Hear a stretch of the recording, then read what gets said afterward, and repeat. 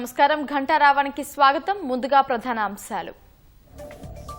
గ్రామ పంచాయతీల్లో నేటి నుంచి నామినేషన్ల సందడి. తొలి దశలో 4236 గ్రామాలకు ఎన్నికలు.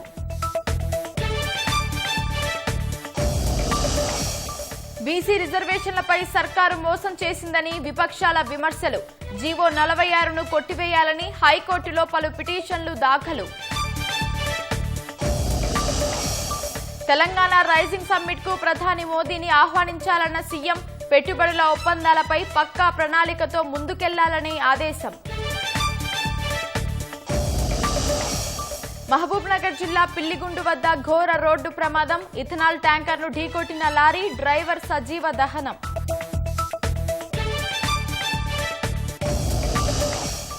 హాంకాంగ్ లో జరిగిన అగ్ని ప్రమాదంలో 44కి చేరిన మృతులు. గల్లంతైన 300 మంది ఆచూకీ కోసం అధికారుల గాలింపు.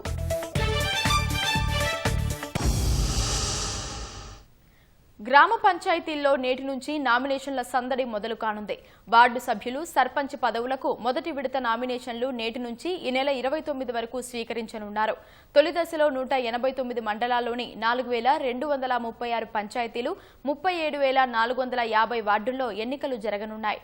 డిసెంబర్ 3న నామినేషన్ల ఉపసంహరణ తర్వాత పోటీలో ఉన్న అభ్యర్థుల వివరాలను ప్రకటిస్తారు. ఏకగ్రీవమైతే అదే రోజు ప్రకటిస్తారు. పోటీ ఉన్న గ్రామాల్లో 11వ తేదీన పోలింగ్, ఓట్ల లెక్కింపు జరగనుంది. పంచాయతీ ఎన్నికల మొదటి విడత నామినేషన్ల ప్రక్రియ నేడు మొదలు కానుంది. ఈ నెల 25న రాష్ట్ర ఎన్నికల సంఘం షెడ్యూల్తో కూడిన నోటిఫికేషన్ జారీ చేసింది. ఇవాళ రిటర్నింగ్ అధికారులు నోటీసు జారీ చేసి నామినేషన్ల ప్రక్రియ ప్రారంభిస్తారు. వార్డులు, పంచాయతీల వారీగా ఓటరు జాబితా నామినేషన్ల దాఖలు కేంద్రంలో ప్రచురిస్తారు. ఉదయం 10:30 గంటల నుంచి సాయంత్రం 5 వరకు నామినేషన్లు స్వీకరిస్తారు. సర్పంచ్గా పోటీ చేయడానికి ఆ గ్రామంలో వార్డు సభ్యుడిగా చేసేందుకు ఆ వార్డులోనే ఓటరై ఉండాలి. ఒక అభ్యర్థి ఒక వార్డు లోనే పోటీ చేయాలి. నామినేషన్ తో పాటు నేర చరిత్ర, అప్పులు, ఆస్తుల వివరాలతో డిక్లరేషన్ సమర్పించాలి. ఎన్నికల వ్యయం కోసం ప్రత్యేకంగా బ్యాంకు ఖాతా తెరవాలి. కేంద్ర రాష్ట్ర ప్రభుత్వం, స్థానిక సంస్థల ఉద్యోగులు, గ్రామ సేవకులు పోటీకి అనర్హులు. 2కు మించి పిల్లలున్నవారు కూడా పోటీ చేసేందుకు ఇటీవల చట్ట సవరణ జరిగింది.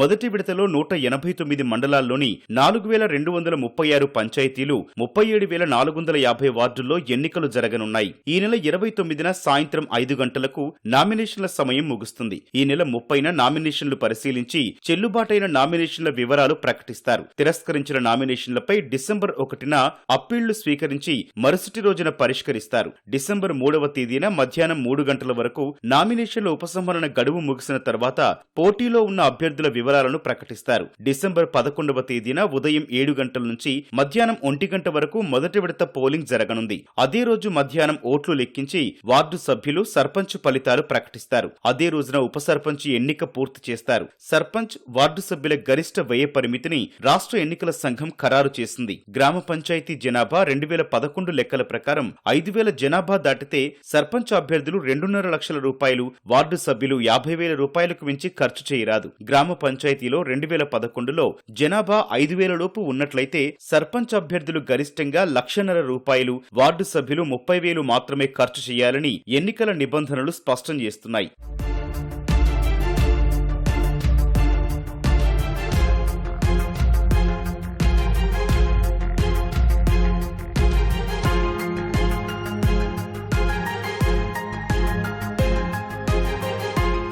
హైదరాబాద్, మేడ్చల్ జిల్లాలు మినహా రాష్ట్ర వ్యాప్తంగా ఎన్నికల కోడ్ అమల్లో ఉందని రాష్ట్ర ఎన్నికల కమిషనర్ రాణి కుముదిని తెలిపారు. ఫిర్యాదులను ఎస్ఈసి వెబ్సైట్లోని గ్రీవియన్స్ మాడ్యూల్ లేదా 9240021456 కాల్ సెంటర్ ద్వారా చేయవచ్చని ఆమె వెల్లడించారు. 2వ విడత ప్రక్రియ ఈ నెల 30న ప్రారంభం కానుంది. డిసెంబర్ 3వ తేదీ నుంచి 3వ విడత ఎన్నికల ప్రక్రియ ఉంటుంది.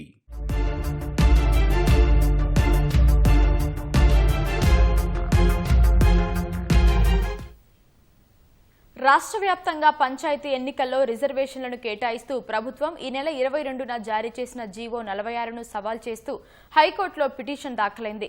అత్యంత వెనుకబడిన కులాల సంఘాల తరఫున పిటిషన్ దాఖలైంది. జనాభా గణాంకాలు లేకుండా రిజర్వేషన్లు కేటాయించారని, ఏ ప్రాతిపదికన ఎస్సీ, ఎస్టీ, బీసీ రిజర్వేషన్లు కేటాయించారన్న విషయంపై స్పష్టత లేదన్నారు. బీసీ జనాభాపై ప్రత్యేక కమిషన్ సమర్పించిన వివరాలను వెల్లడించలేదన్నారు. బీసీల్లో వర్గీకరణ చేపట్టకపోవడంతో రిజర్వేషన్లు తగ్గాయని పేర్కొన్నారు. జీవో 46 అమలును నిలిపివేస్తూ మధ్యంతర ఉత్తర్వులు ఇవ్వాలని కోరారు. ఆ పిటిషన్పై ప్రధాన న్యాయమూర్తితో కూడిన ధర్మాసనం విచారించే అవకాశం ఉంది. సంగారెడ్డి జిల్లాలో పంచాయతీ ఎన్నికల్లో బీసీ రిజర్వేషన్లు కేవలం 19% ఉన్నాయని, రాష్ట్ర వ్యాప్తంగా 17% ఉన్నాయని, ప్రభుత్వం జారీ చేసిన జీవోపై స్టే ఇవ్వాలని దాఖలైన పిటిషన్పై మధ్యంతర ఉత్తర్వులు ఇచ్చేందుకు హైకోర్టు నిరాకరించింది. ఏ ప్రాతిపదికన రిజర్వేషన్లు కేటాయించారో కౌంటర్లు దాఖలు చేయాలంటూ ప్రభుత్వానికి నోటీసులు జారీ చేసిన జస్టిస్ మాధవీదేవి ఆ పిటిషన్లపై నేడు మరోసారి విచారణ చేపట్టనున్నారు. బీసీ రిజర్వేషన్ల పేరుతో కాంగ్రెస్, బీజేపీ ప్రజల్ని మోసం చేశాయని మాజీ మంత్రి బాల్కొండ ఎమ్మెల్యే ప్రశాంత్ రెడ్డి విమర్శించారు. 42% రిజర్వేషన్లు కల్పించే అంశంపై చేతులెత్తేసిన ఆ రెండు పార్టీలను జనాలు నమ్మే పరిస్థితిలో లేరని నిజామాబాద్లో వ్యాఖ్యానించారు. బీసీలకు 42% రిజర్వేషన్ ఇస్తామని కాంగ్రెస్ ప్రభుత్వం పచ్చి దగా చేసిందని మాజీ మంత్రి సనత్ నగర్ ఎమ్మెల్యే తలసాని శ్రీనివాస్ యాదవ్ ఆరోపించారు. రాష్ట్రంలో బీసీ సమాజానికి ప్రభుత్వం ఉరితాడు వేసిందని మండిపడ్డారు.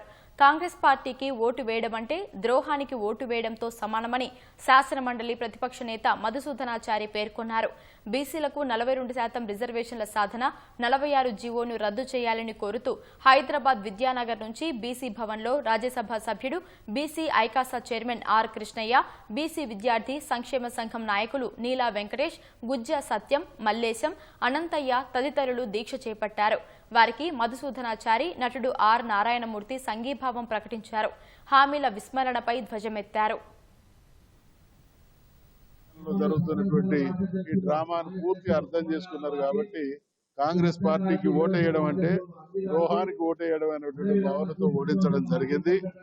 ఒకవేళ మీరు ఇదే వైఖరి మీ విధానం అయితే తెలంగాణలో ఉన్నటువంటి బీసీ నాయకులు దేశ వ్యాప్తంగా మీ దుర్మార్గాన్ని ఎండగడతాం. మీ నాయకుడైనటువంటి రాహుల్ గాంధీ గారిని, మీకు సహకరించినటువంటి పెద్దలందరినీ కూడా నిలదీస్తాం అనేటువంటి హెచ్చరిక చేస్తాం. ముఖ్యమంత్రి గారు మీరు ఇచ్చిన వాగ్దానం ప్రకారం 42 అమలు చేయాలి. దానికోసం రేపు ఎన్నికలైనా అందరికీ రాష్ట్ర ప్రజలకు చెప్తున్నాం, బలవంతంగా నా చేత పోలీసు ఉంది, నా చేత అధికారులు ఉన్నారు, నేను ఎన్నికలు జరుపుతా, నేను ఎంత తర్వాత ఎమ్మెల్యే తరఫున ఫలితాలు ఉంటాయి, ఇప్పుడు ఎదుర్కొంటాం. రేపు కోట్ల ఖచ్చితంగా 42 గెలిస్తే అప్పుడు ఈ ఎన్నికలు రద్దు అవుతాయి. అప్పుడు నీకేమన్నా ఉంటుందా ముఖం పెట్టుకుని తిరిగేది? రాష్ట్రంలో అధికారమే లక్ష్యంగా పెట్టుకున్న రాష్ట్ర బీజేపీ సర్పంచ్ ఎన్నికలను ప్రతిష్టాత్మకంగా తీసుకుంది. అన్ని వార్డులు సర్పంచుల స్థానాల్లో పోటీకి సంసిద్దమవుతోంది.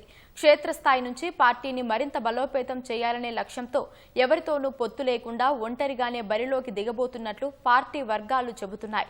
ఆ నిర్ణయంతో పార్టీ పునాదులు మరింత బలపడతాయని, రాష్ట్రంలో అధికారంలోకి వచ్చేందుకు మార్గం సుగమంగా ఉంటుందనే యోచనలో బీజేపీ ఉంది.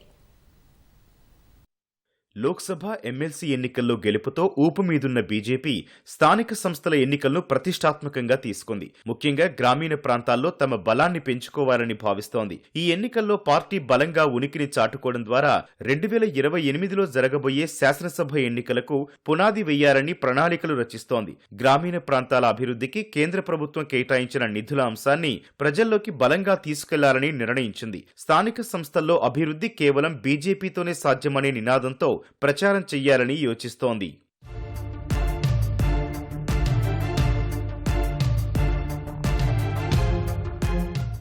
స్థానిక సంస్థల ఎన్నికలపై పార్టీ ఎంపీలు, ఎమ్మెల్యేలు, ఎమ్మెల్సీలు, ఎన్నికల్లో పోటీ చేసే అభ్యర్థులు, ముఖ్య నేతలతో రాష్ట్ర అధ్యక్షుడు రామచంద్రరావు వీడియో కాన్ఫరెన్స్ నిర్వహించారు. కేంద్ర మంత్రులు కిషన్ రెడ్డి, బండి సంజయ్, ఎంపీ లక్ష్మణ్ పాల్గొన్న వీడియో కాన్ఫరెన్స్ లో స్థానిక సంస్థల ఎన్నికలకు సంబంధించి కీలక మార్గదర్శకాలిచ్చారు. రాష్ట్రంలో గత 10 ఏళ్ల బీఆర్ఎస్ పాలనలో గ్రామ పంచాయతీలను నిర్వీర్యం చేశారని రామచంద్రరావు ఆరోపించారు. 14వ, 15వ ఆర్థిక సంఘం నిధులని గ్రామస్థాయిలో ఖర్చు చేయకుండా కేంద్ర నిధులను దారి మళ్లించడం వల్ల గ్రామాల అభివృద్ధి నిలిచిపోయిందని గుర్తు చేశారు. గత ప్రస్తుత ప్రభుత్వ నిర్లక్ష్యం వల్ల అనేక మంది సర్పంచులు ఆత్మహత్యలు చేసుకున్నారని బీజేపీ నేత కాసం వెంకటేశ్వర్లు ఆరోపించారు.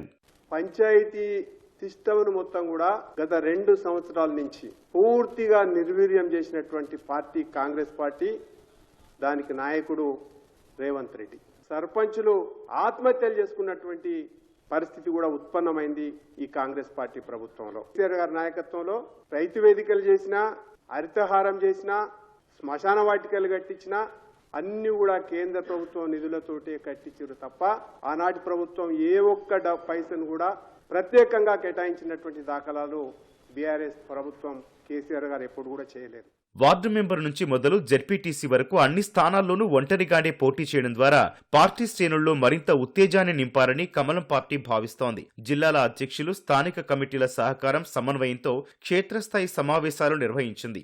గెలిపే లక్ష్యంగా వ్యూహాత్మకంగా ప్రణాళికలు రచిస్తోంది. సర్పంచ్ అభ్యర్థులుగా జనబలంతో పాటు ఆర్థిక బలమున్న గెలుపు గుర్రాలనే బరిలోకి దింపాలని భావిస్తోంది. అన్ని చోట్ల ఏ పార్టీతో పొత్తు లేకుండా అభ్యర్థుల్ని నిలబెట్టేలా ప్రణాళికలు సిద్ధం చేస్తోంది. స్థానిక సంస్థల ఎన్నికల్లో బీసీ అభ్యర్థులకు పార్టీ తరపున రిజర్వేషన్లు తగిన ప్రాధాన్యత కల్పిస్తామని ఇప్పటికే రాష్ట్ర నేతలు స్పష్టం చేశారు. అందుకనుగుణంగా బీసీలకు అధికంగా సీట్లు దక్కే అవకాశాలున్నాయి. స్థానిక సమస్యలను, కేంద్ర ప్రభుత్వ నిధులను వినియోగించుకున్న తీరును ప్రజల్లోకి బలంగా తీసుకెళ్లేందుకు ప్రణాళికలు రచించింది. రాష్ట్ర ప్రభుత్వం బీసీ రిజర్వేషన్లపై వ్యవహరించిన తీరును ఎండగట్టాలని నిర్ణయించింది. మహబూబ్ నగర్ జిల్లా హన్వాడ మండలం పిల్లిగుండు వద్ద ఘోర రోడ్డు ప్రమాదం జరిగింది. 167వ జాతీయ రహదారిపై ఇథనాల్ ట్యాంకర్ను లారీ ఢీకొట్టింది. దీంతో మంటలు భారీగా చెలరేగి ఇథనాల్ ట్యాంకర్ డ్రైవర్ సజీవ దహనమయ్యాడు. మరో లారీలోని డ్రైవర్ను స్థానికులు రక్షించారు. సమాచారం అందుకున్న అగ్నిమాపక సిబ్బంది ఘటనా స్థలానికి చేరుకుని 3 ఫైర్ ఇంజన్లతో 3 గంటల పాటు శ్రమించి మంటలను అదుపులోకి తీసుకువచ్చారు. ప్రమాద స్థలానికి చేరుకున్న పోలీసులు ఘటనపై ఆరా తీస్తున్నారు.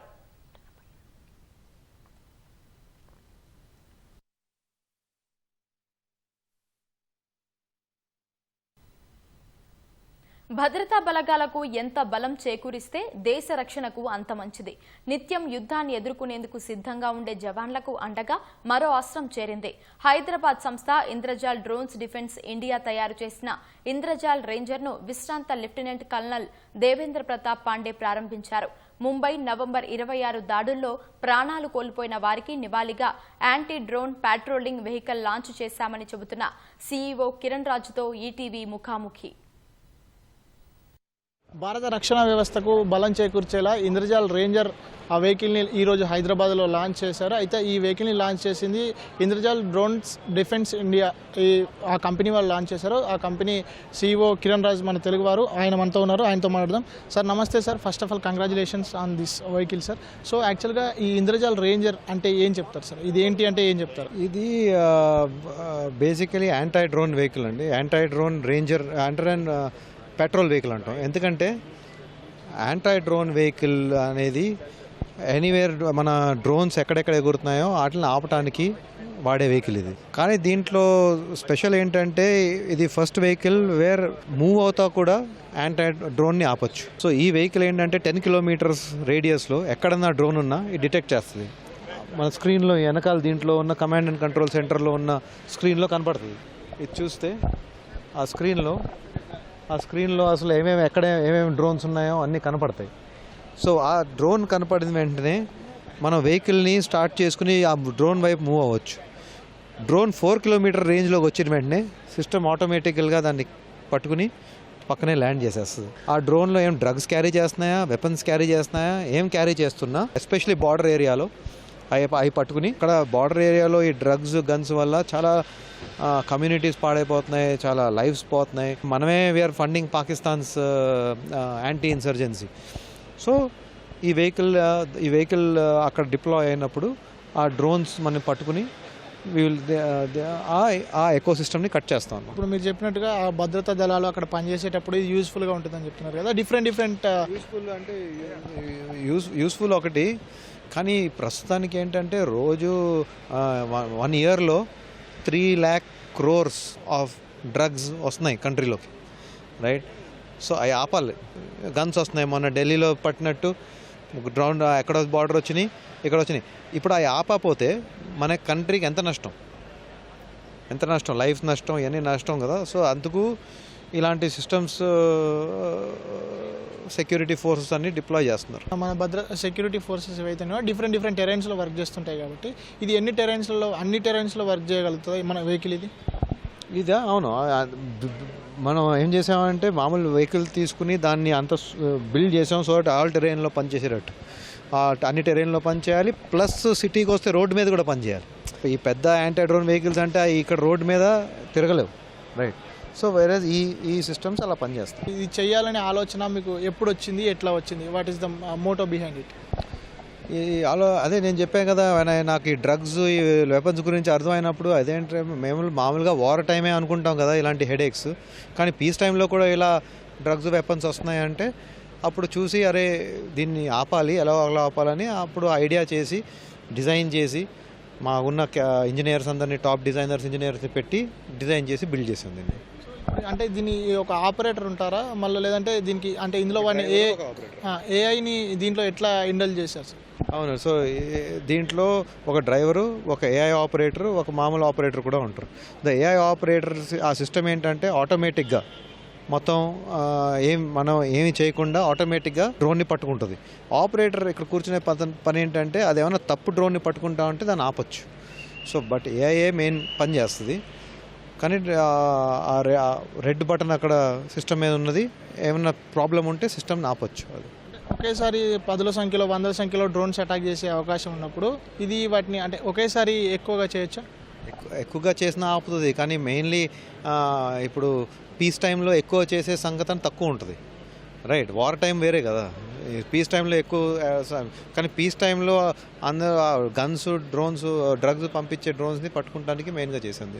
దీనికి ఇదిగా ఎట్లా సెల్ఫ్గా ప్రొటెక్ట్ చేసుకునే అవకాశం ఇందులో ఏమైనా ఆ టెక్నాలజీని ఏమైనా వాడారా? ఇది ఉంది కదా, ఇది సెల్ఫ్గా ప్రొటెక్ట్ చేసుకుంటుంది, లాంచ్ చేసి దగ్గరికి వెళ్ళి దాన్ని కొడుతుంది.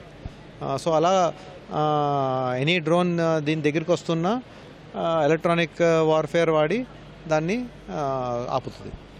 సార్ ఇది నెక్స్ట్ అంటే భవిష్యత్తులో ఈ వెహికల్ని ఏ రంగాల్లో ఇంప్లిమెంట్ చేసే అవకాశం ఉంది సార్? మనకు ఏ రంగాల్లో ఉపయోగకరంగా ఉంటుంది? Border security, policing, urban policing, VVIP security, critical infrastructure security, airports, అన్నింటిలో దీని అవకాశం ఉంది.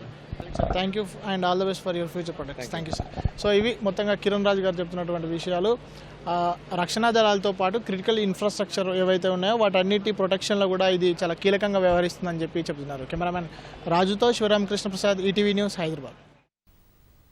పాకిస్తాన్ మాజీ ప్రధాని ఇమ్రాన్ ఖాన్ను కలిసేందుకు కుటుంబ సభ్యులకు అనుమతి ఇవ్వడంతో రావల్పిండిలోని కారాగారం వద్ద ఇమ్రాన్ ఖాన్ మద్దతుదారులు ఆందోళన విరమించారు. ఇవాళ డిసెంబర్ 2న ఇమ్రాన్ ఖాన్ను కలిసేందుకు కుటుంబ సభ్యులకు అనుమతిచ్చారు. ఇమ్రాన్ ఖాన్ ఆరోగ్యంగానే ఉన్నారని అడియాలా జైలు అధికారులు స్పష్టం చేశారు. ఇమ్రాన్ ఖాన్ను మరో జైలుకు తరలించారన్న వార్తలను అడియాలా జైలు అధికారులు ఖండించారు. 5 స్టార్ హోటల్ కంటే ఇమ్రాన్ ఖాన్కు మెరుగైన ఆహారం అందుతోందని పాకిస్తాన్ రక్షణ మంత్రి ఖవాజా ఆసిఫ్ వెల్లడించారు. జైలులో ఇమ్రాన్ ఖాన్ ఆరోగ్యంగానే ఉన్నారన్నారు. కస్టడీలో ఇమ్రాన్ ఖాన్కు ప్రత్యేక వసతులు కల్పించినట్లు వెల్లడించారు. టెలివిజన్లో ఏ ఛానల్ అయినా చూసుకునే వెసులుబాటు ఇచ్చామన్నారు. వ్యాయామం చేసుకునేందుకు కూడా యంత్రాలు సమకూర్చినట్లు తెలిపారు. ఇమ్రాన్ ఖాన్ అనేక కేసుల్లో 2023 ఆగస్టు నుంచి జైలులో ఉన్నారు. నెల రోజులుగా ఇమ్రాన్ను కలిసేందుకు కుటుంబీకులతో పాటు ఖైబర్ పఖ్తుంఖ్వా ముఖ్యమంత్రి సోహెల్ అఫ్రిదీకి కూడా అనుమతి ఇవ్వలేదు. ఈ క్రమంలోనే అడియాలా జైలులో ఉన్న ఇమ్రాన్ మరణించారంటూ రావల్పిండిలోని కారాగారం ముందు వందల మంది పీటీఐ మద్దతుదారులు బుధవారం నిరసనలు చేపట్టారు. ఇమ్రాన్ను కలిసేందుకు అనుమతి ఇవ్వాలంటూ ఆయన ముగ్గురు సోదరీమణులు డిమాండ్ చేశారు. ఆందోళనల నేపథ్యంలో ఇమ్రాన్ ఖాన్ను కలిసేందుకు కుటుంబ సభ్యులకు జైలు అధికారులు అనుమతి ఇచ్చారు.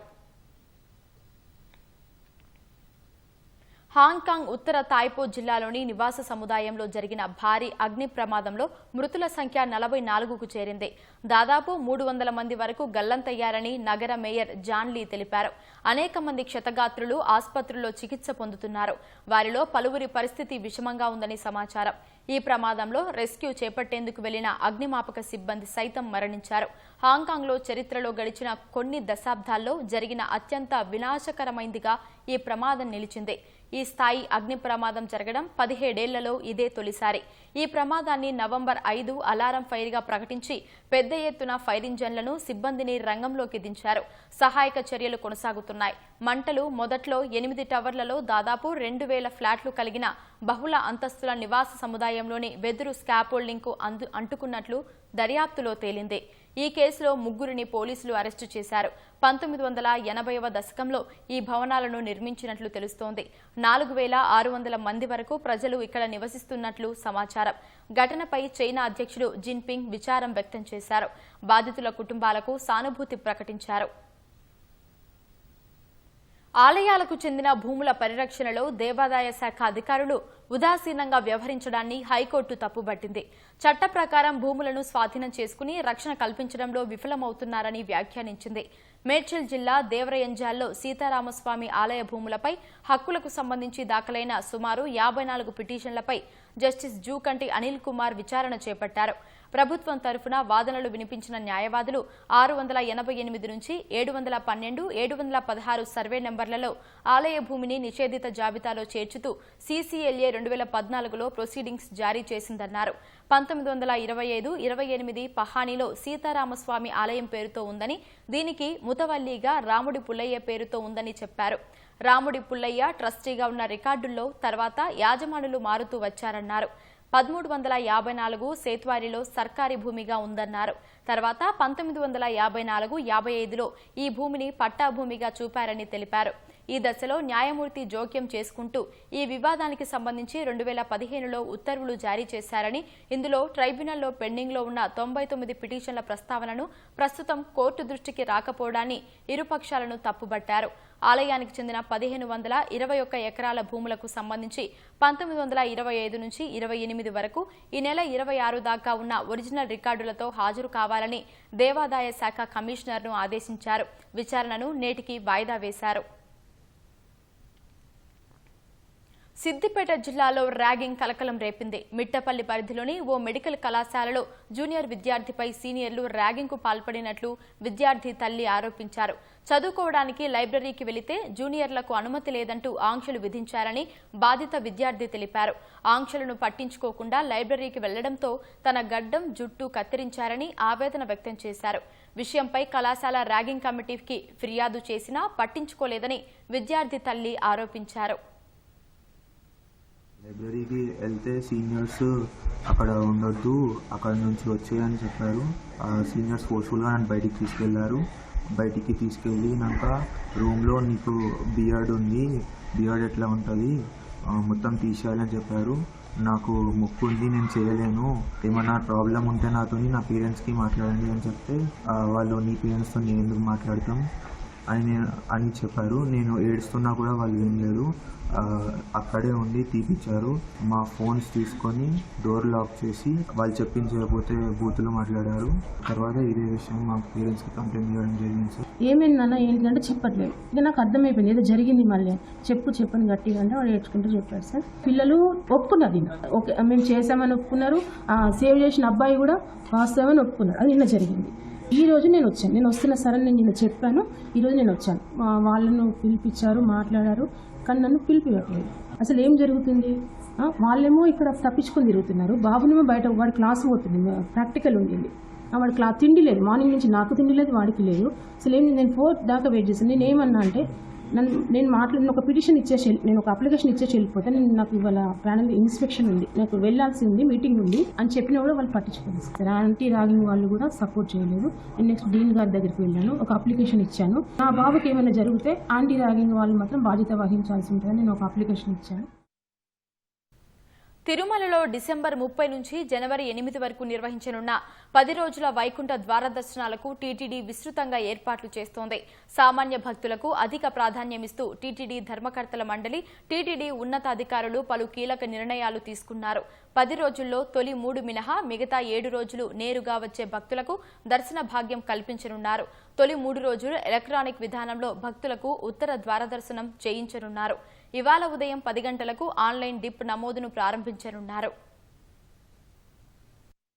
వైకుంఠ ఏకాదశిని పురస్కరించుకుని తిరుమలేశుడి క్షేత్రంలో 10 రోజుల ఉత్తర ద్వార దర్శనాలను టీటీడీ కన్నుల పండుగగా నిర్వహించనుంది. 10 రోజులకు సుమారు 8 లక్షల మందికి శ్రీవారి దర్శనంతో పాటు ఉత్తర ద్వార ప్రవేశం చేయించేలా ప్రణాళికను సిద్ధం చేసుకున్నారు. వైకుంఠ ఏకాదశి పర్వదినానికి నెల రోజుల వ్యవధి ఉన్నా గత అనుభవాలను దృష్టిలో ఉంచుకుని TTD chairman BR Naidu, EO Anil Kumar Singhal, అదనపు ఈవో వెంకయ్య చౌదరులు భక్తులకు కల్పించాల్సిన ఏర్పాట్లపై పలుమార్లు సమావేశం నిర్వహించారు. నిర్వహించారు. ఎలాంటి అవాంఛనీయ ఘటనలకు ఆస్కారం లేకుండా ఈ ఏడాది తొలి 3 రోజులు అన్ని ప్రత్యేక దర్శనాలు రద్దు చేసి ఎలక్ట్రానిక్ డిప్ విధానం ద్వారా టోకెన్లను పంపిణీ చేయనున్నారు. ఈ సంవత్సరం వైకుంఠ ఏకాదశి సందర్భంగా ఉత్తర ద్వార దర్శనం కోసం టికెట్ల ప్రక్రియ మాత్రం చాలా వరకు మార్చడం జరిగింది. ఆఫ్లైన్ టికెట్ ద్వారా తిరుపతిలో ఇచ్చే విధానానికి పూర్తి స్థాయిలో స్వస్తి చెప్పి ఈ 10 రోజులు ఒక మోడల్ తయారు చేయడం జరిగింది. డిప్ ద్వారా స్లాట్ అలాట్ అయిన వాళ్ళు ఫస్ట్ 3 days ఈ రిజిస్ట్రేషన్ చేసిన వాళ్ళకు కూడా ఈసారి ఫ్యామిలీని యూనిట్గా తీసుకొని అంటే 1+3 ఒక డిప్లో ఒక స్లాట్ అంటే 4 కూడా అవకాశం వస్తుంది. 30, 31 నెక్స్ట్ ఇయర్ 1st తారీఖు ఈ 3 రోజులు కూడా స్లాట్ ఉన్న వాళ్ళు మాత్రమే దర్శనానికి వస్తే ఏ రకమైన ఇబ్బంది ఉండదు. సో వాళ్ళ భక్తులు కూడా వేచి చూస్తే 10 రోజుల్లో ఏదో ఒక రకంగా వాళ్ళకి అవకాశం వస్తుంది. జనవరి 2 తారీఖు నుంచి మనకి సర్వదర్శనం ఏర్పాటు చేయడం జరిగింది. ఆ 7 రోజులు కూడా 8వ తారీఖు దాకా కూడా వాళ్ళు సర్వదర్శనంలో వచ్చి దర్శనం చేసుకోవచ్చు. ఈ 3 రోజులు రాకపోయినంత మాత్రాన డిసప్పాయింట్ కావాల్సిన పని లేదు. వైకుంఠ ద్వార దర్శనాల సమయంలో 10 రోజుల పాటు ప్రముఖుల సిఫార్సు లేఖలు, ప్రత్యేక దర్శనాలు, ఆర్జిత సేవలు, చంటి పిల్లల దర్శనాలు రద్దు చేస్తున్నామని టీటీడీ చైర్మన్ బిఆర్ నాయుడు చెప్పారు. మొదటి 3 రోజులు మినహా జనవరి 2 నుంచి జనవరి 8 వరకు వైకుంఠ ద్వార దర్శనాలకు ఎలాంటి టికెట్లు, టోకెన్లు జారీ ఉండవని నేరుగా వచ్చే భక్తులకు దర్శనం చేయిస్తామన్నారు. 10 రోజుల్లో స్వామివారి కైంకర్యాలు సమయం తీసివేస్తే 182 గంటల్లో 164 గంటల సమయం సామాన్య భక్తులకు ప్రాధాన్యమిస్తున్నామని స్పష్టం చేశారు. ముందుగా అనుకున్న ప్రకారమే మొదటి 3 రోజులు ఆన్లైన్ ద్వారా బుక్ చేసుకున్న వాళ్ళకి మాత్రమే ఈ దర్శనం ఉంటుంది. మొదట 3 రోజులకు డిసెంబర్ 1వ తేదీ సాయంత్రం 5 గంటల వరకు వాళ్ళు అప్లై చేసుకోవచ్చు. డిసెంబర్ 2వ తేదీ మధ్యాహ్నం 2 గంటలకి ఎలక్ట్రానిక్ టిప్ వివరాలు భక్తులందరికీ అందుబాటులో ఉంటాయి. జనవరి 2 నుంచి జనవరి 8 వరకు ఆ 7 రోజులు సామాన్య భక్తులకి పెద్దపీట వేయటం జరిగింది. మొదటి 3 రోజుల్లో ఎస్సీడీ గాని శ్రీవాణి గాని పూర్తిగా రద్దు చేయడం జరిగింది. ఆ తర్వాత ఎస్సీడీ 15,000 అంటే జనవరి 2 నుంచి జనవరి 8 వరకు, శ్రీవాణి 1000 మందికి. ఇది ఆన్లైన్ ద్వారా బుక్ చేసుకోవచ్చు. ప్రోటోకాల్ ప్రముఖులకు మినహా విఐపి దర్శనాలన్నీ కూడా రద్దు చేయడం జరిగింది. తిరుపతి, తిరుమల, చంద్రగిరి, రేణిగుంట స్థానికులను దృష్టిలో ఉంచుకుని జనవరి 6, 7, 8 తేదీల్లో రోజుకు 5,000 మంది చొప్పున దర్శనం కల్పించనున్నారు. ఈ టోకెన్లను డిసెంబర్ 10న విడుదల చేయనున్నారు. వినాయకుడు, విలేజ్లో వినాయకుడు, కేరింత చిత్రాలతో దర్శకుడిగా మంచి గుర్తింపు తెచ్చుకున్న సాయి కిరణ్ అడవి దర్శకత్వం వహిస్తున్న కొత్త చిత్రం 16 రోజుల పండుగ. సాయి కృష్ణ కథానాయకుడిగా పరిచయం అవుతున్న ఈ చిత్రంలో రేణు దేశాయ్, అనసూయ, వెన్నెల కిషోర్ కీలక పాత్ర పోషిస్తున్నారు. ప్రదా పిక్చర్స్, సాయి సినీ చిత్ర పతాకంపై నిర్మిస్తున్న ఈ చిత్రం హైదరాబాద్లోని అన్నపూర్ణ స్టూడియోలో లాంఛనంగా ప్రారంభమైంది. ప్రముఖ దర్శకుడు శేఖర్ కమ్ముల ముఖ్య అతిథిగా హాజరై హీరో సాయి కృష్ణ, హీరోయిన్ గోపికలపై క్లాప్ కొట్టగా కోనా వెంకట్, కేకే రాధామోహన్, టీజీ విశ్వప్రసాద్, సురేష్ బాబులు హాజరై చిత్ర బృందానికి అభినందనలు తెలిపారు. మంచి కథలో నటించడం ఆనందంగా ఉందని రేణు దేశాయ్, అనసూయ తెలిపారు. సాయి కిరణ్ ఇది నాకు 2020 బిఫోర్ కోవిడ్ లాక్డౌన్ ఈ స్టోరీ నాకు చెప్పారు. నాకు అప్పుడే చాలా నచ్చింది. అసలు డెఫినెట్లీ నేను చేస్తాను Sai Kiran. Mother in law role, అత్తమ్మ అంటే నా ఏజ్ అంతా ఉందా అని నాకే అనిపించింది. సరే పర్లేదు చేద్దాం. కొంచెం అంటే మీరు సినిమా చూస్తే మీకే కొన్ని అర్థమవుతాయి. రాఘవేంద్రరావు గారి సినిమాలు, కృష్ణవంశీ గారి సినిమాలు, ఆఫ్ కోర్స్ సాయి కిరణ్ గారు కూడా విలేజ్లో వినాయకుడు అవన్నీ తీసినప్పుడు these beautiful films I was missing it. I was feeling the dearth of ఇలాంటి సినిమాలు ఎప్పుడు వస్తాయో అని అనుకున్నాను. కిరణ్ గారు వచ్చి కథ చెప్పారు. I was very happy. Okay, ఈ కథతో బాగానే జరుగుతుంది. నాకు లాంచ్ అంటున్నారు, ఇదేమో లాంచ్ అంటే ఏమో అని. సో వెరీ హ్యాపీ అండి. Firstly, thanks to my producers for trusting me with this beautiful character. I am so excited for you all to see what we are making.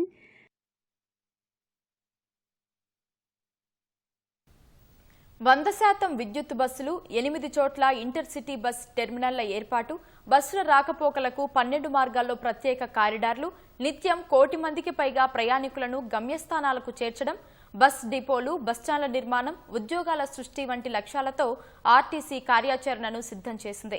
భవిష్యత్ అవసరాలకు అనుగుణంగా ప్రజా రవాణా సంస్థను విస్తరించనున్నట్లు ముసాయిదా ప్రణాళికలో పేర్కొంది. గడిచిన 2 ఏళ్లలో సాధించిన విజయాలను తెలపడంతో పాటు విజన్ 2047లో రవాణా ఆధారిత అభివృద్ధి ప్రణాళికలు ప్రయాణికులకు మెరుగుపరిచే సేవలను వివరించింది. తెలంగాణ రైజింగ్ విజన్ 2047లో తమ వంతు భాగస్వామ్యాన్ని అందించేందుకు ఆర్టీసీ ప్రణాళికను సిద్ధం చేసింది. 100% విద్యుత్ బస్సులు, 8 చోట్ల ఇంటర్సిటీ బస్ టెర్మినళ్లు, బస్సుల రాకపోకలకు 12 మార్గాల్లో ప్రత్యేక కారిడార్లు ఏర్పాటు చేయనుంది. నిత్యం 1 కోటి మందికి పైగా ప్రజలను గమ్యస్థానాలకు చేర్చడం, కొత్తగా 134 బస్ డిపోలు, బస్టాండ్ల నిర్మాణం, 60,000 ఉద్యోగాల సృష్టి వంటి లక్ష్యాలపై దృష్టి సారించింది. రాష్ట్ర ప్రగతిలో రవాణా ఆధారిత అభివృద్ధి కీలకమైన అంశం కావడంతో భవిష్యత్ అవసరాలకు అనుగుణంగా ప్రజా రవాణా సంస్థను విస్తరించనున్నట్లు ముసాయిదా ప్రణాళికలో పేర్కొంది.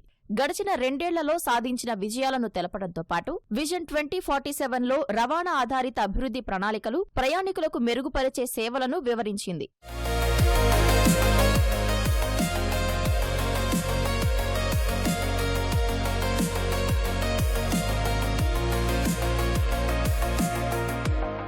హైదరాబాద్లో ప్రధాన బస్ స్టేషన్లపై ఒత్తిడి తగ్గించడం, భవిష్యత్ అవసరాల దృష్ట్యా 8 భారీ ఇంటర్సిటీ బస్సు టెర్మినళ్లు నిర్మిస్తారు. అందులో 5 2030 నాటికి, మిగతా 3 2039 వరకు అందుబాటులోకి వస్తాయి. ప్రస్తుతం రాష్ట్రంలో 9,878 బస్సులున్నాయి. 2030 నాటికి మరో 2,132 బస్సులను సమకూర్చుకోవడం, 2047 నాటికి 13,522కు పెంచడం లక్ష్యంగా పేర్కొంది. ప్రస్తుతం రోజుకు 60 లక్షల మంది ఆర్టీసీ బస్సుల్లో ప్రయాణిస్తుండగా 2039 నాటికి ఆ సంఖ్య 1 కోటి మందికి పెరుగుతుందని అంచనా వేసింది. పెరిగే బస్సులకు 2047 నాటికి మరో 134 బస్ డిపోలు, బస్టాండ్లు రావడంతో కొత్తగా 60,000 ఉద్యోగాలు వస్తాయని ఆర్టీసీ వివరించింది. ట్రాఫిక్ సమస్యలు లేకుండా వేగంగా ప్రయాణించేలా 12 డెడికేటెడ్ బస్సు కారిడార్లను ఆర్టీసీ ప్రతిపాదించింది. అందులో 4ని 2030 నాటికి, మిగిలిన 8ని 2039 నాటికి అందుబాటులోకి తేవాలన్నదే లక్ష్యం.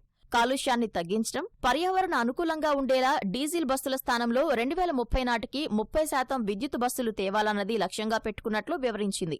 2039 నాటికి ఆర్టీసీలో 100% బస్సులు ఎలక్ట్రిక్వే తిరుగుతాయని పేర్కొంది. 2030 నాటికి 51 బస్ డిపోల్లో సోలార్ రూఫ్ టాప్ ఏర్పాటు చేస్తారు. 2 ఎకరాలకు పైగా విస్తీర్ణం ఉన్న ఖాళీ భూముల్లో 50% భూములను సౌర విద్యుత్ ఉత్పత్తి కోసం ఉపయోగంలోకి తేవాలన్నది లక్ష్యంగా పెట్టుకున్నట్లు ఆర్టీసీ వివరించింది.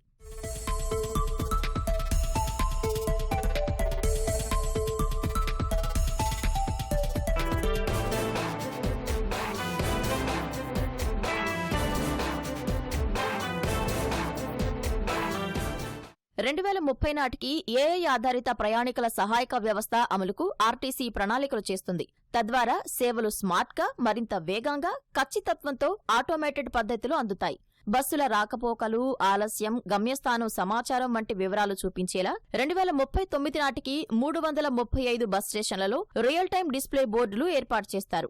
ఏఐ ఆధారంగా ప్రయాణికుల డిమాండ్ను అంచనా వేస్తూ రూట్లు, బస్సులు నడిపే విధానం అమలు చేయాలన్నది ప్రణాళిక. బస్ డ్రైవర్ అప్రమత్తంగా ఉన్నారా, అలసిపోయారా అనే అంశం గమనించేందుకు 2030 నాటికి 200 దూర ప్రాంత బస్సుల్లో మానిటరింగ్, సేఫ్టీ సిస్టమ్ ఏర్పాటుకు నిర్ణయించారు.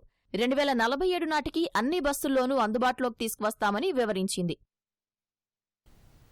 ఎన్నికల్లో ప్రజలు చావుదెబ్బ కొట్టడంతో మెదడు దెబ్బతిని బీఆర్ఎస్ నేతలు ఇష్టారీతిన మాట్లాడుతున్నారని మంత్రి తుమ్మల నాగేశ్వరరావు ఆక్షేపించారు.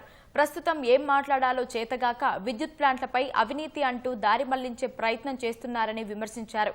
ఇష్టం వచ్చిన ధరకు విద్యుత్ కొనుగోలు చేసి విచ్చలవిడిగా అవినీతికి పాల్పడి తెలంగాణ డిస్కంలను బీఆర్ఎస్ ప్రభుత్వం అప్పుల్లో ముంచిందని తుమ్మల ఆరోపించారు. అవసరం లేకున్నా ఛత్తీస్గఢ్ నుంచి విద్యుత్ కొనుగోళ్ల పేరిట వేల కోట్ల ప్రజాధనాన్ని దోపిడీ చేశారని విమర్శలు గుప్పించారు. బొగ్గులేని దామరచెర్లలో థర్మల్ పవర్ ప్లాంట్ కట్టి ప్రజలకు భారం, నాయకులకి లాభమనే కుట్ర అమలు చేశారన్నారు. భద్రాద్రిలో కాలం చెల్లిన టెక్నాలజీతో ప్లాంట్ నిర్మించి జెన్కోను దెబ్బతీశారని పేర్కొన్నారు. ఎన్టీపీసీ ఆధ్వర్యంలో తెలంగాణకు 4,000 మెగావాట్ల ప్లాంట్లు రావాల్సి ఉండగా ఉద్దేశపూర్వకంగా కేవలం 1,600 మెగావాట్లకే ఒప్పందం చేసుకున్నారని తుమ్మల మండిపడ్డారు. యాదాద్రి భద్రాద్రి విద్యుత్ నిర్మాణాల్లో అవినీతిపై ప్రభుత్వం జ్యుడిషియల్ కమిషన్తో న్యాయ విచారణ చేపట్టిందని మంత్రి తుమ్మల వెల్లడించారు. ఏ రోజైనా ఈ అవినీతి బయటపడుతుందన్న భయం బీఆర్ఎస్ నేతల్లో కనిపిస్తోందన్న ఆయన ఏదో చెప్పి తప్పించుకునే ప్రయత్నం చేస్తున్నారని తుమ్మల చురకలంటించారు. రాష్ట్రంలో పెరిగిన చలి పులులను కూడా వణికించే రీతిలో ఉంది. ఈ శీతాకాలం దృష్ట్యా చలి నుంచి వన్యప్రాణులను కాపాడటానికి నెహ్రూ జూలాజికల్ పార్క్ ప్రత్యేక చర్యలు తీసుకుంటోంది. చలికాలం ప్రారంభం కాగానే నవంబర్ నుంచి పెద్ద పులుల నుంచి చిన్న పక్షుల దాకా వాటి ఆరోగ్యంపై ప్రత్యేక దృష్టి పెట్టారు. నిరంతరం చలి నుంచి కాపాడటానికి ప్రత్యేకమైన ఆహారం, గన్ని సంచులను ఏర్పాటు చేశారు. హీటర్లు పెట్టి వాటికి వెచ్చదనం కల్పిస్తున్నారు. వింటర్ కేర్ పై హైదరాబాద్లోని నెహ్రూ జూలాజికల్ పార్క్ నుంచి మరిన్ని విషయాలను మా ప్రతినిధి అనూష అందిస్తారు. సీజన్ మారిందంటే మనుషులతో పాటు జంతువులకు కూడా ప్రత్యేక కేర్ అనేది అవసరం అవుతుంది. చలికాలం వచ్చిందంటే మరి ముఖ్యంగా స్వెటర్లు ధరించడం అలాంటి మనుషులు చేస్తుంటారు. సో జంతువులకు కూడా ప్రత్యేకంగా ఏర్పాట్లు అయితే చేస్తున్నారు. అయితే జూలాజికల్ పార్కులో ఇక్కడ ఏర్పాటు చేసిన జంతువుల కోసం, పక్షుల కోసం ఎలాంటి వింటర్ కేర్ తీసుకుంటున్నారు ఏంటి అనే విషయాలను తెలుసుకోవడానికి మనతో పాటు క్యూరేటర్ వసంత గారు ఉన్నారు. ఆమెను అడిగి మరిన్ని వివరాలు తెలుసుకుందాం. మ్యామ్, ప్రత్యేకంగా ఈ వింటర్ సీజన్లో ఈ జంతువులకు కానీ పక్షులకు కానీ ఎలాంటి కేర్ తీసుకుంటున్నారు? వింటర్లో మనకు ఈసారి టెంపరేచర్ చాలా తక్కువ ఉంది, ఎందుకంటే వర్షాలు కూడా ఎక్కువ ఉన్నాయి కాబట్టి నవంబర్ 1 నుండే మనము స్టార్ట్ చేసాము. ఇక్కడ ఎట్లా అంటే కార్నివోర్స్కి, తర్వాత ఎక్కువ ఎఫెక్ట్ అయ్యే కార్నివోర్స్, బర్డ్స్, తర్వాత చిన్న చిన్న మంకీస్ ఉన్నాయి ఎఫెక్ట్ అవుతాయి కాబట్టి వాటికి నైట్ హౌసెస్కి గన్ని రోల్స్ కట్టడం జరిగింది.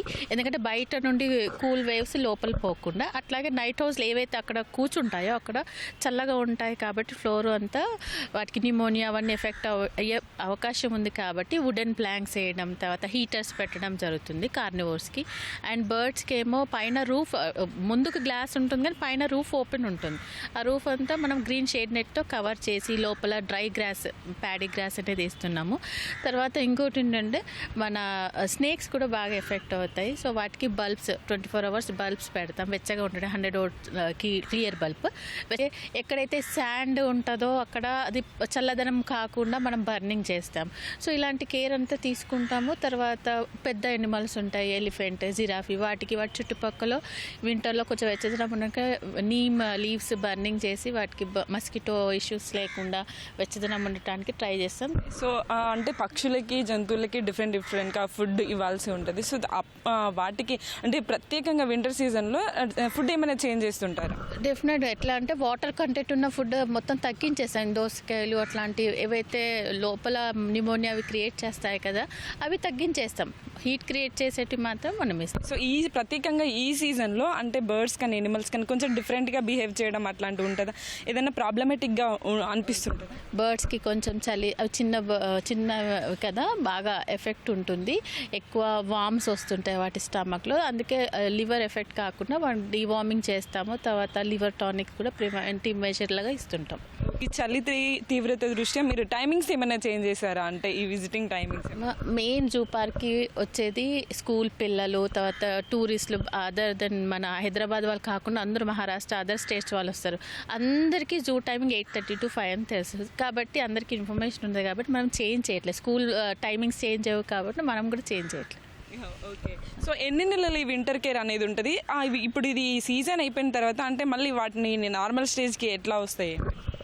ఫిబ్రవరి ఎండింగ్ వరకు, ఎప్పుడైతే ఎండ కొంచెం పెరుగుతుంది అన్నప్పుడు ఇప్పుడు పెట్టిన గన్ని రోల్స్కి మనం సమ్మర్ రాగానే వాటరింగ్ చేస్తూ ఉంటాం అనమాట వీటిని. అందుకే ఇప్పుడు ఫస్ట్ వింటర్లో అరేంజ్ చేస్తాము, దెన్ తర్వాత అక్కడ వాటిని సమ్మర్కి అనుకూలంగా చేంజ్ చేసుకొని వాడుకుంటాం. ప్రస్తుతం మనతో పాటు ఎనిమల్ ప్రొటెక్టర్ పాపయ్య గారు ఉన్నారు. ఆయన అడిగి ప్రొటెక్షన్ ఎలా చేస్తారు, అంటే టైగర్స్కి వాటికి ఎట్లా ప్రొటెక్షన్ ఉంటుంది, ఎలాంటి కేర్ తీసుకుంటారు ఏంటి అనే విషయాలను తెలుసుకుందాము. అసలు ఈ శీతాకాలంలో, ఈ వింటర్ సీజన్లో అసలు స్పెషల్ ప్రొటెక్షన్ ఏముంటుంది టైగర్స్కి ఎస్పెషల్లీ? ఎందుకంటే వీటికి టెంపరేచర్స్ అటు ఇటు అయినా కొంచెం అగ్రెసివ్ నేచర్ అట్లాంటి ఉంటుంది కదా. సో ఎట్లా ప్రొటెక్ట్ చేస్తారు, ఎలాంటి జాగ్రత్తలు తీసుకుంటారు? చలికాలం చాలా ఎక్కువ ఉంది కాబట్టి డిఫరెంట్ మెడిసిన్స్ కూడా చేంజ్ చేసుకుంటామండి. హీటర్ పెట్టాము, వుడెన్ ప్లాంట్స్, చెక్కలు దానిపైన పండ చూడండి, చెక్కలతో పెట్టాము, అవి పెట్టాము. ప్లస్ గన్ని క్లాత్ కూడా చలి ఎక్కువ రాకుండా గన్ని క్లాత్ కూడా ప్రొవైడ్ చేసినామండి. మరీ ముఖ్యంగా అసలు మస్ట్గా తీసుకోవాల్సిన జాగ్రత్త ఏంటి? అంటే వీటి విషయంలో లయన్స్ కానీ టైగర్స్ కానీ విషయంలో మస్ట్గా తీసుకోవాల్సిన జాగ్రత్తలు అంటే ఎక్కువ మేము హీటర్స్ పెడతాం. ఎక్కువ రానికి క్రాల్ మొత్తం రావాలి కదా అని ఎక్కువ పెంచేసి ఎక్కువ దానికి హీట్ వచ్చేటట్టు పెడతాం. అంటే అన్ని జంతువులకి ఒకే విధమైన ప్రొటెక్షన్, ఒకే విధమైన కేర్ ఉంటుందా, లేకపోతే ఎనిమల్ టు ఎనిమల్ చేంజ్ అవుతూ ఉంటుంది? కార్నివర్స్ అన్నిటికీ ఇదే ఉంటుందండి. మార్నింగ్ వాటికి ఇచ్చేది పొద్దుగాల బ్రేక్ఫాస్ట్గా చికెన్ ఇస్తాం, పాలు 1 లీటర్ పాలు, రా ఎగ్స్ ఇస్తాం. ఈవినింగ్ 6 to 8 kgs బీఫ్ కూడా ఇస్తాం. దాంట్లో కొన్ని విటమిన్స్ వేడిగా ఉండాలని డాక్టర్లు దాంట్లో విటమిన్స్ కొన్ని టాబ్లెట్స్ ఇస్తుంటారు మాకు. దాంట్లో బీఫ్లో కలిపేసి మేము ఎవ్రీడే ఇవ్వడం జరుగుతుంది. ఇప్పుడు మరి పక్షులకి, తర్వాత నీటిలో ఉండే జంతువులకి వాటికి ఎట్లా ఉంటుంది ప్రొటెక్షన్? అంటే వాటి గన్ని క్లాస్ చుట్టూ గన్ని క్లాస్ కవర్ చేసేస్తారు అన్నిటికీ.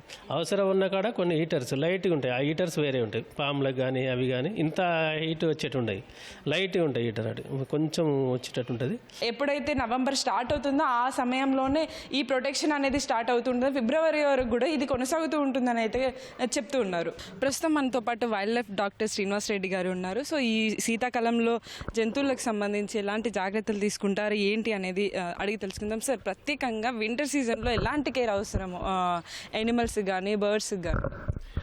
జనరల్గా మామూలుగా బయటి కంటే కూడా మా జూలో టెంపరేచర్ తక్కువగా ఉంటుంది, ముఖ్యంగా రాత్రిపూట. ఎందుకంటే ఆ యొక్క చలి తీవ్రత అనేది రాత్రిపూట ఉంటుంది. ప్లస్ ఆ రాత్రిపూట అవి నిర్దిష్ట ప్రదేశంలో మాత్రమే ఉంటాయి.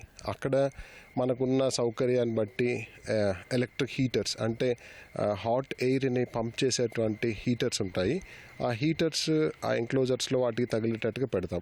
అంటే అది కూడా ఎలాగంటే ఒక పక్కకి హీట్, వేడి గాలి వచ్చేటట్టుగా పెడతాం. అంటే అక్కడ వేడి జరిగి ఎక్కువ అనిపించింది అనుకోండి, అది పక్కకు జరి పడుకునేటట్టుగా కూడా సౌకర్యం ఉంటుంది. ఆ క్లాత్ ఎంక్లోజర్ చుట్టూ కూడా కట్టేసి ఎక్కువ చలి తీవ్రత, చలి గాలులు లోపలికి రాకుండా చూసుకో. కాంక్రీట్ ఫ్లోరింగ్ కాబట్టి ఖచ్చితంగా అది చాలా చలిగా ఉంటుంది చలికాలంలో. కాబట్టి దాని మీద డైరెక్ట్ పడుకోకుండా మేము వుడెన్ ప్లాంక్స్ అంటాం, చెక్క దిమ్మె మాదిరిగా ఉంటుంది దాని మీద. సో ఈ శీతాకాలంలో ఎనిమల్ బిహేవియర్ ఏమన్నా డిఫరెంట్గా ఉంటుందా? మొసళ్ళు ఉంటాయి. మొసళ్ళు శీతాకాలము అసలు కదలకుండా, మామూలుగానే అవి కదులుతున్నట్టు ఉండవు, ఏదో ఆకలి అయినప్పుడు ఉన్నట్టుగా కదులుతుంటాయి తప్పితే మిగతా కాలంలో చాలా వరకు కామ్గానే ఉంటాయి, బాస్కింగ్ చేస్తూ ఉంటాయి. అయితే శీతాకాలంలో వచ్చేసి ఆ చలిని తట్టుకునే క్రమంలో ఏంటంటే అవి హైబర్నేషన్ మాదిరిగా అంటాము. అవి సరిగా ఆహారం తీసుకోవు. అంటే అవి మామూలుగానే చాలా తక్కువ మోతాదులో ఆహారం తీసుకుంటాయి. ఈ కాలంలో వచ్చేసి అవి తక్కువ ఆహారం తీసుకుంటాయి. అదే మన లయన్, టైగర్స్, చిరుతపులులు ఇలాంటివి ఏంటంటే ఈ చలిని తట్టుకోవడం కోసం కొంచెం ఎక్కువ ఆహారం తీసుకుంటుంటాయి అవి. కాబట్టి మేము అది ప్రణాళిక ప్రకారము సీజనల్గా వాటికి అక్కడ తగ్గించి వీటికి ఇక్కడ ఎక్కువ ఇవ్వడం లాంటివి చేస్తుంటాం. మాకు అనుకూలంగా ఉందో ఇంజక్షన్ ఇవ్వగలిగే వాటికి అన్నిటి కూడా ఎటువంటి వ్యాధి నిరోధక టీకాలు ఇస్తాం.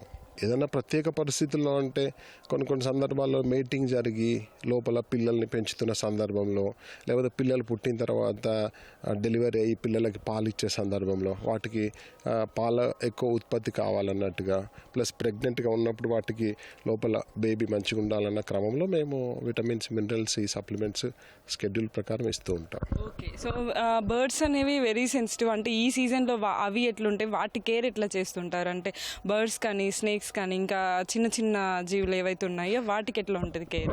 జనరల్గా బర్డ్స్ ఏంటంటే వాటి సొంత ఏర్పాట్లు అవి చేసుకుంటాయి. ఉదాహరణకి మనకు అందరికీ తెలిసింది ఏంటంటే గ్రామాల్లో కోళ్ళు ఉంటాయి. కోడి పిల్లల్ని ఎలాగైతే తన రెక్కల కింద దాచుకొని వెచ్చదనం ఇస్తుందో, అలాగే ఇక్కడ కూడా కొన్ని బ్రీడింగ్ సీజన్స్, ఇప్పుడు కనుక మా దగ్గర చూసినట్టయితే పెయింటెడ్ స్టార్క్ అని, గ్రే పెలికన్ అని, కార్మరెంట్ అని చెప్పేసి ఇవన్నీ కూడా పక్షి జాతులే. మంచిగా మేము వాటి యొక్క బిహేవియర్ని బట్టి వాటికి గూడు కట్టుకోవడానికి ఫెసిలిటేట్ చేస్తాము. అంటే చిన్న కట్టెపుల్లలు లాంటివి అందించినప్పుడు అవి తీసుకెళ్ళి గూడు కట్టుకొని గుడ్లు పెట్టి అందులోనే పొదిగి పిల్లల్ని తీస్తాయి. అలాంటివి కూడా మీరు చూడవచ్చు. అంటే వాటంతట అవే ఏర్పాటు చేసుకుంటాయి. పెద్ద ఎంక్లోజర్స్లో ఉన్న వాటికి అయితే అవి సొంత ఏర్పాట్లు చేసుకుంటాయి. ఆ ఎంక్లోజర్కి ఎక్కువ చలి తీవ్రత లేకుండా మేము బయట నుంచి రక్షణ తీసుకుంటాం. మీరు అన్నట్టుగా పాములు, రెప్టైల్స్ విషయానికి వచ్చినప్పుడు యూవీ లైట్స్ అని ఉంటాయి. కోళ్ల ఫారాలలో కనుక రేయం బగుళ్ళు కూడా మీకు లైట్ వెలుతురు ఉంటూనే ఉంటుంది. అంటే అక్కడ వాళ్ళు చేసే పద్ధతి, పరిస్థితులు వేరు. ఇక్కడ అదే బల్బులు ఇక్కడ వేడి కోసం మేము కూడా ఒక పక్కకి, అంటే ఆ రెప్టైల్స్, పాములు, తాబేళ్ళు ఇలాంటివి ఉన్న రూమ్లో ఒక మూలకి ఈ లైటింగ్ పెడతాం. ఆ లైట్ పెట్టినప్పుడు ఆ వెచ్చదనానికి కావాలనుకున్న దగ్గరికి వెళ్తాయి. ప్రతి జంతువు ప్రతి పక్షికి సంబంధించి అయితే స్పెషల్ వింటర్ కేర్ అయితే ఇక్కడ తీసుకుంటున్నారు. సో ఇక్కడ ఈ ఉష్ణోగ్రతల దృష్ట్యా ఈ వింటర్ సీజన్ దృష్ట్యా టైమింగ్స్ అయితే ఎలాంటి చేంజెస్ లేవు. నార్మల్గా ప్రతి సీజన్లో ఎట్లా ఉంటుందో అదే విధంగా టైమింగ్స్ అనేది కంటిన్యూ చేస్తున్నారు. కానీ కేర్ మాత్రం ప్రత్యేకంగా తీసుకుంటున్నామని ఫిబ్రవరి వరకు కూడా ఇది కొనసాగనుందని అయితే ఇక్కడ అధికారులు చెప్తున్నారు. సో కెమెరామెన్ కేవీ రావుతో అనుష, ఈటీవీ న్యూస్, హైదరాబాద్. పెళ్లి అనగానే ముందుగా ప్రతి ఒక్కరూ చేసేది ఆహ్వాన పత్రికలను పంచడం. ఇది సాధారణంగా అందరూ చేసేదే. కానీ మధ్యప్రదేశ్లోని ఇందౌర్లో ఉన్న ఖజ్రానా గణేశుని మందిరంలో మాత్రం పెళ్లిళ్ల సీజన్ వస్తే చాలు రోజుకు 1000కి పైగా ఆహ్వాన పత్రికలు వస్తుంటాయి. ప్రతి కార్డుపై మా వివాహానికి మొదటి అతిథిగా ఉండండి అని రాసి వినాయకుడి పాదాల దగ్గర పెడుతుంటారు. ఇందౌర్తో పాటు చుట్టుపక్కనున్న జిల్లాల ప్రజలు కూడా ఆహ్వాన పత్రికలతో ఈ ఆలయానికి వస్తుంటారు. ఇక్కడికి రాలేని వారు, విదేశాల్లో ఉండేవారు సైతం స్పీడ్ పోస్టుల ద్వారా పంపుతుంటారు. మధ్యప్రదేశ్లోని సంపన్న ఆలయాల్లో ఇది కూడా ఒకటి. ఈ మందిరంలో వినాయకుడి తలపై 5 కోట్ల విలువైన కిరీటం ఉంటుంది. అలానే గర్భగుడి అంతా వెండి అలంకరణతో దగదగా మెరుస్తూ ఉండటం విశేషం.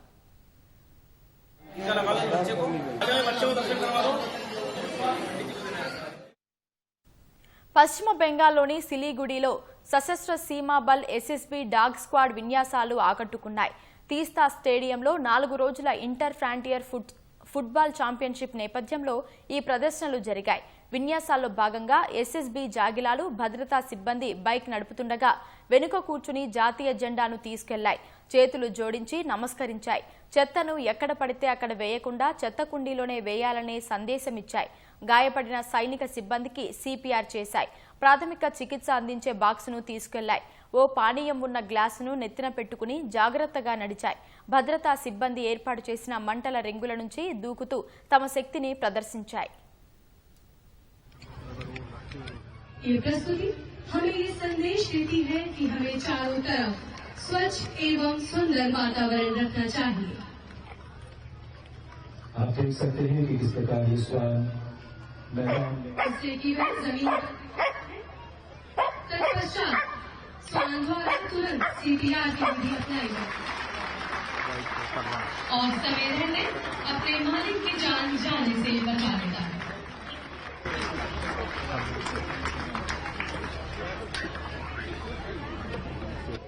और कुशल मार्गदर्शन से कुछ भी हासिल किया जा सकता है.